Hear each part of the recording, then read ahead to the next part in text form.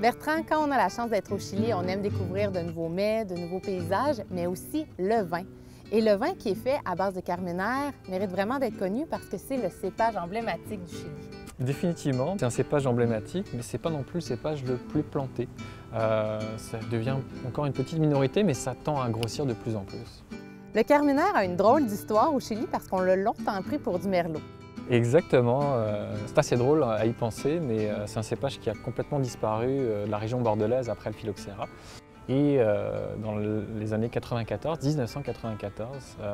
on a décidé de faire des analyses ADN sur ce cépage merlot qu'on trouvait un peu plus tardif que les autres cépages merlot qu'on avait dans la région.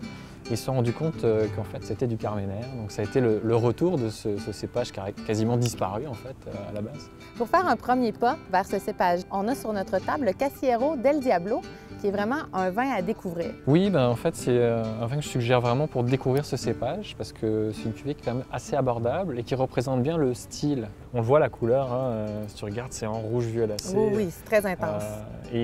C'est un vin qui a des arômes souvent, on retrouve la famille des cabernets, donc ce côté un petit peu poivron, ce côté un petit peu épice. Et dans certaines maisons on peut même retrouver un côté un peu cacao qui peut être très agréable. Donc, c'est un vin qu'on peut amener sur le bord du barbecue, par exemple. Oui, super sur les grillades, sur les cuisines épicées. Merci beaucoup, Bertrand. Santé Ben oui, santé à au toi. superbe paysage qu'il y a derrière nous.